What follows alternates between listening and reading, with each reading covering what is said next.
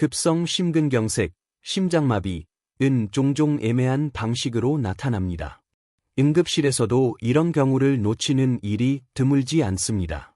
어떤 의사든 수련 과정을 거치면서 실수를 한 번도 하지 않는 사람은 없을 거예요. 저 역시 몇 가지 정말 뼈아픈 경험들이 생생하게 기억납니다. 만약 이런 증상 중 하나라도 겪으신다면 이는 매우 위험한 상황이라는 것을 반드시 알아주십시오. 안녕하세요. 건강이신 구독자 여러분. 저는 몸이 보내는 마지막 신호들을 저술한 응급의학과 전문의 최석재입니다. 응급실에 오시는 분들 중 가장 위급한 상태, 즉 KTS 1단계로 분류되는 경우는 이미 심장마비가 발생한 환자입니다. 급성 심근경색이 발생하라 심장에 혈액을 공급하는 관상동맥이 완전히 막히면 부정맥이 유발될 수 있는데 이때 약 3분의 1의 환자는 그 자리에서 갑자기 쓰러집니다. 심장이 불규칙하게 떨리는 심실세동이 발생하면 뇌로 혈류가 공급되지 않아 의식을 유지할 수 없게 됩니다. 환자는 그 자리에서 약 3초 만에 경련하며 쓰러지게 되죠. 만약 즉시 심폐소생술이 시행되지 않으면 매분마다 사망률이 10%씩 증가하는 비극적인 상황으로 이어집니다. 의심할 여지 없이 이것은 가장 긴급하게 대처해야 하며 가장 높은 사망률을 가진 무서운 질환입니다. 자, 심장혈관이 좁아진 상태라면 흉통이 왔다가 쉬면 호전되는 상태를 경험할 수 있습니다. 이것이 바로 협심증인데 확실히 전조 증상, 즉 경고 신호로 볼 수 있습니다.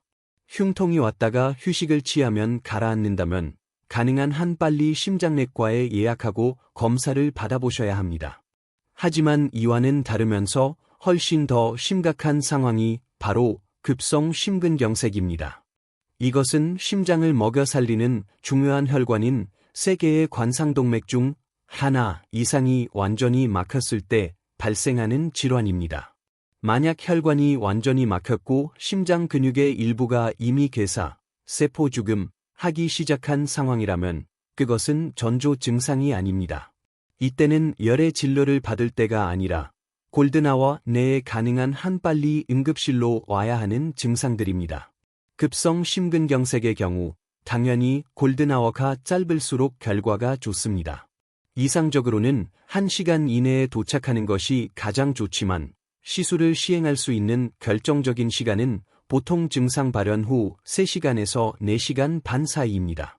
심장혈관이 막히면 그 혈관 이후의 조직들은 허혈 상태, 즉 산소 부족 상태가 되어 괴사가 시작됩니다. 이 세포들이 완전히 죽기 전에 혈관을 빨리 뚫어 산소를 공급하는 것이 매우 중요합니다. 만약 이미 괴사가 시작된 조직이라면 조작을 가했을 때 혈관이 파열될 가능성이 높아집니다. 따라서 심장혈관이 완전히 막혀 괴사가 이미 진행된 경우 막힌 혈관을 개통하려고 긁어내다 보면 심장혈관이 찢어지는 경우가 생길 수 있습니다. 이렇게 되면 환자의 혈압을 유지하기가 매우 어려워지겠죠. 심장 주변에 피가 차면서 심장을 압박할 테니까요. 이러한 생명을 위협하는 합병증을 최대한 피하기 위해서라도 시간이 너무 오래 지난 심근경색 환자에게는 무조건 시술을 다 하지는 않습니다. 합병증 발생 가능성이 너무 높아지기 때문에 이런 경우에는 중환자실에서 내과적인 약물 치료만 진행하게 됩니다. 바로 그렇기 때문에 지체하지 말고 가능한 한 빨리 응급실에 오실 생각을 하셔야 합니다. 가끔 환자분들이 어제 안 오셨어? 라고 물으면 어제 일요일이잖아요. 병원 안 하니까 안 왔죠? 라고 말씀하시는 분들이 있습니다. 너무 안타깝습니다. 빨리 시술을 해서 혈관을 개통시킬 수 있었음에도 불구하고 그런 합병증들을 그저 몸으로 받아들여야 하는 상황이 되었으니까요. 만약 흉통이 명확하고 심전도에서 ST절 상승 심근경색이 찍자마자 명확하게 보인다면 정말 모든 환자를 쉽게 진단해낼 수 있겠지만 특히 심장이 원인인 흉통은 애매하게 나타나는 경우가 많습니다. 가장 대표적으로는 급체했다고 오시는 분들입니다. 오늘 체해서 왔으니까 체한 것만 해결해 달라면서 오시는 경우가 꽤 있습니다. 심장 근육의 말단 부분이나 오른쪽 부분에 통증이 있으면 그렇게 착각하는 분들이 있습니다. 진찰해 보면 배에는 특별히 압통이 없는데 이 입가슴이 아프다고 하시는 거죠. 그러면 환자분은 급체라고 생각하고 오시는 겁니다. 하지만 실제로는 급체가 아니라 심장 문제인 경우가 있습니다. 그런데 이것을 눌러본다고 알 수 없는 것이 원래 명치 부위는 누르면 아픕니다. 눌러서 아픈 건지 심장 때문에 아픈 건지를 눌러보고 판단하는 것은 사실상 어렵습니다. 결론적으로 가슴이 아프면 주의해야 합니다. 가슴이 아픈 것을 대수롭지 않게 여기는 경우가 많습니다. 특히 식은땀이 나면서 가슴이 아플 때는 각별히 주의해야 합니다. 식은땀이 동반되는 흉통이라면 혈압이 떨어지거나 심장 근육에 매우 큰 스트레스가 가해지고 있을 가능성이 높기 때문입니다. 그러니 식은땀이 있는지 보셔야 합니다. 또한 약간 가슴이 답답하면서 호흡곤란이 오기도 합니다. 숨은 쉬어지는데 뭔가 숨을 쉬어도 편하지 않다는 증상이 나타날 수 있습니다.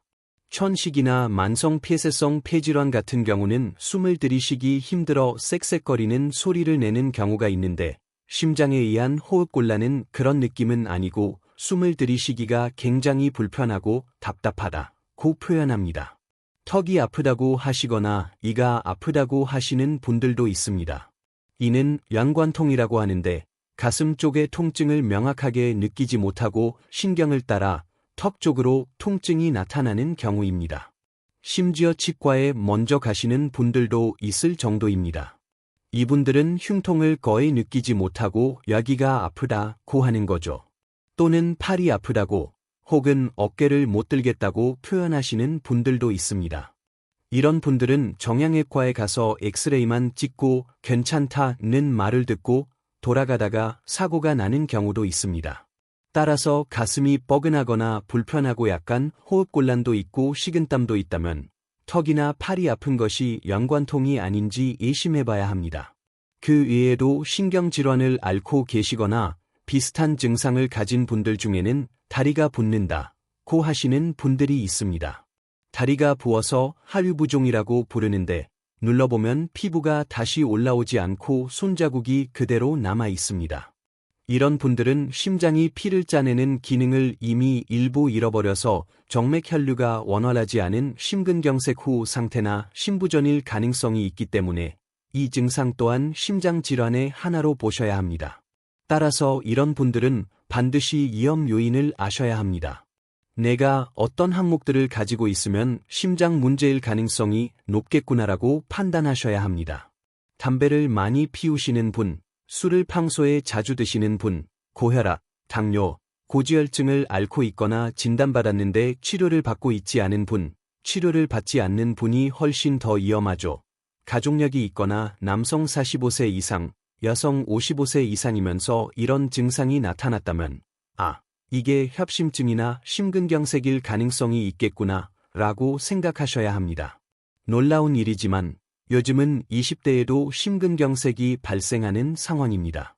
건강에 신경 쓰지 않는 젊은 사람들이 많고 현장에서 보면 그들의 혈관 상태가 매우 심각하다는 것을 많이 느끼고 있습니다. 흉통이 있을 때 통증을 조절하려고 진통제를 복용하거나 소화제를 먹으며 버티는 분들이 있습니다. 흉통을 가라앉히는 데는 일시적으로 도움이 될 수 있지만 그것은 심장혈관을 뚫어주는 것과는 전혀 관련이 없는 조치입니다. 흉통과 식은땀이 동반되고 고위험 요인이 있다면 응급실에 와서 심전도와 혈액 검사까지 확인하고 나서야 안심할 수 있습니다. 심전도를 찍기 전에 진통제를 먹으며 버티거나 소화제를 먹고 좋아졌다고 집에서 그냥 지켜보는 것은 매우 위험할 수 있습니다. 호전이 없다면 즉시 오십시오. 심근경색이 오기 전 상황이 있습니다. 그것이 바로 협심증, 특히 불안정 협심증입니다. 심근경색을 예방하려면 내가 안정형 협심증 또는 불안정 협심증 상태일 때를 인지하고 빠르게 치료를 받는 것이 가장 중요합니다. 안정형 협심증이라고도 하는데 협심증이란 계단을 오르거나 갑자기 추운 곳으로 나가거나 화를 내는 등 스트레스 상황에서 1분 이내로 가슴이 뻐근하고 둔하게 아픈 증상입니다. 그런데 쉬거나 스트레스 상황이 풀리면 저절로 좋아지는 경우가 협심증일 가능성이 높습니다.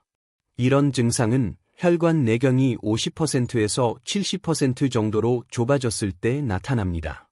혈관 내경이 좁아져 플라크가 일부 혈류를 막고 있는 상황에서는 작은 구멍으로 혈압이 유지되다가 급성 스트레스 상황이나 계단을 오르는 운동 상황에서 심근이 더 많은 산소를 요구하게 되면 혈류가 막히는 것이죠. 그렇게 막혔다가 쉬면 풀리는 상태가 바로 협심증입니다. 그런데 이런 상황을 둔하게 아프고 이런 건 쉬면 괜찮아지니까 매번 괜찮았으니 지금도 괜찮을 거야 라고 넘기는 분들이 많습니다. 이 영상을 보시는 분들 중에서도 실제로 그러신 분들이 있을 거예요. 그냥 넘기면서 사는 분들 말이죠. 이런 분들 중에서 심혈관이 70%에서 90% 사이로 막힌다면 정말 혈액이 갈 공간이 거의 없어진 상황입니다.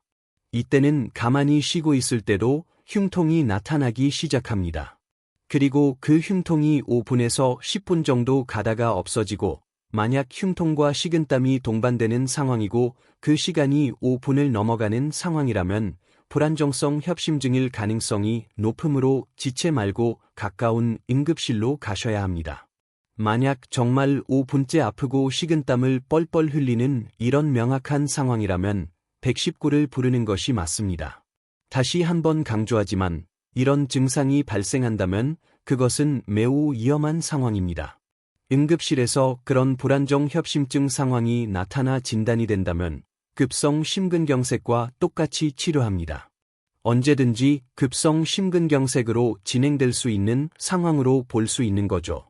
불안정 협심증 상황까지 기다리는 것은 정말 위험한 상황입니다. 가장 중요한 것은 협심증 상황일 때, 즉 운동 시에만 발생하는 둔한 통증이 있을 때 빨리 심장내과에 예약하고 진료를 보는 것입니다.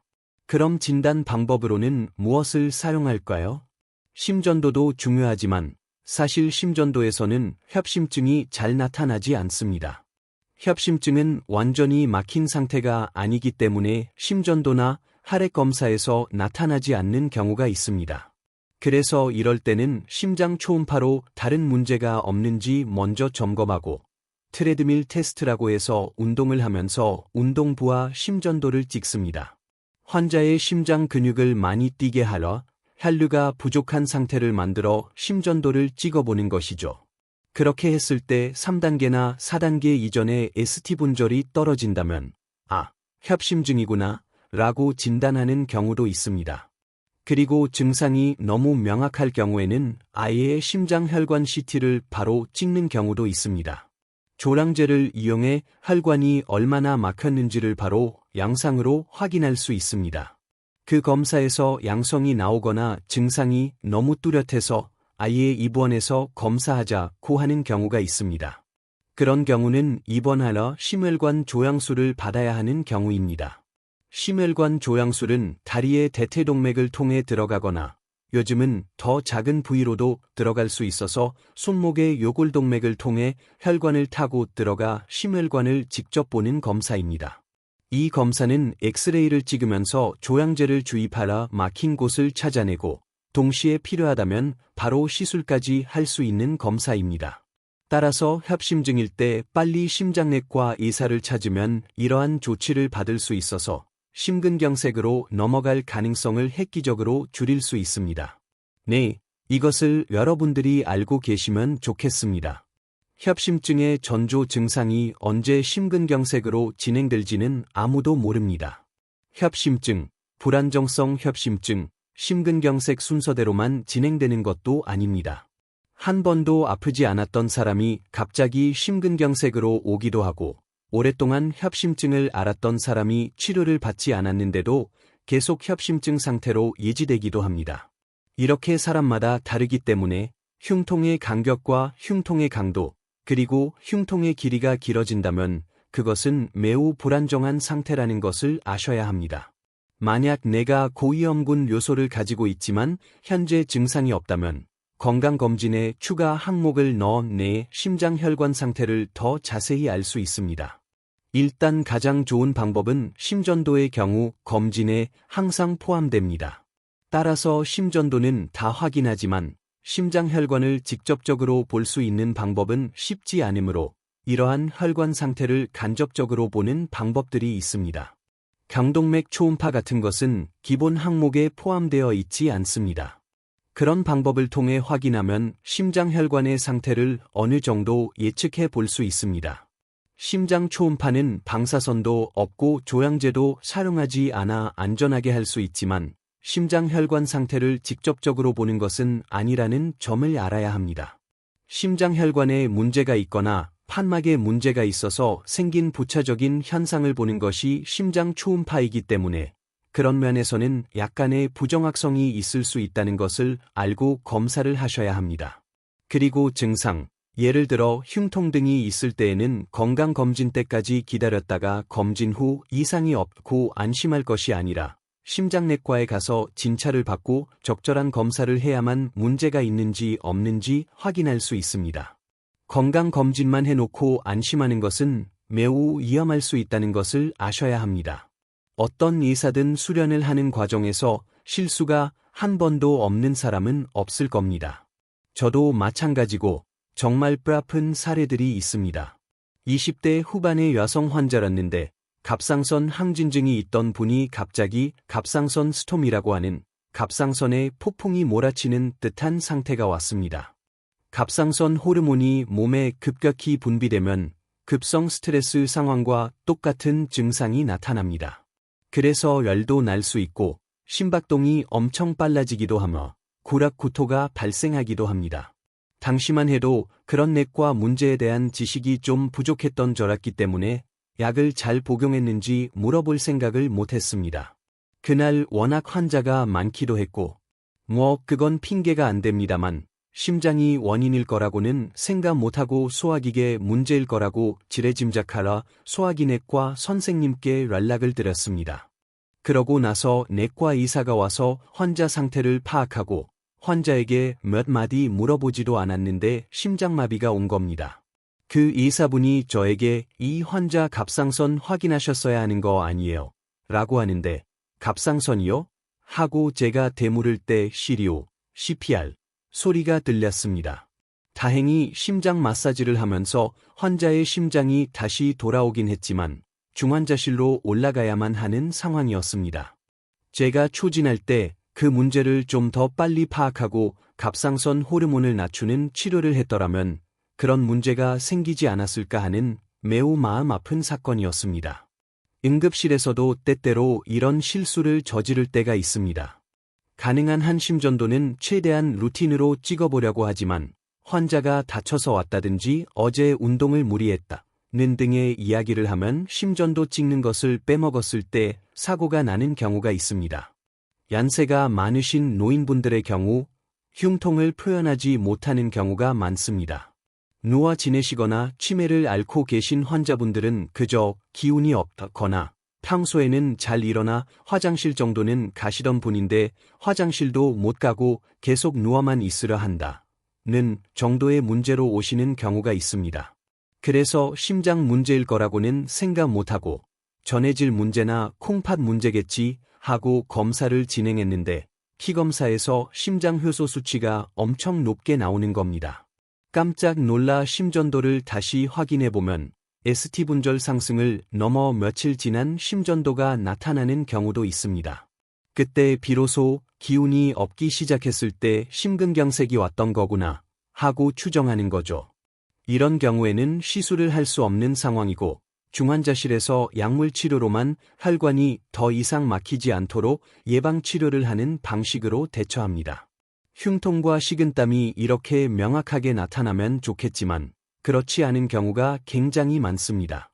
응급실에서 오랫동안 근무하면서 정말 다양한 사례를 접하다 보면 사람은 겸손해진다고 합니다. 내가 아는 것이 전부가 아니구나. 다른 증상으로 오는 경우도 좀 더 폭넓게 생각해야 한다는 마음가짐을 갖게 됩니다. 아무래도 응급실에 오래 있다 보면 걱정병이 느는 것 같습니다.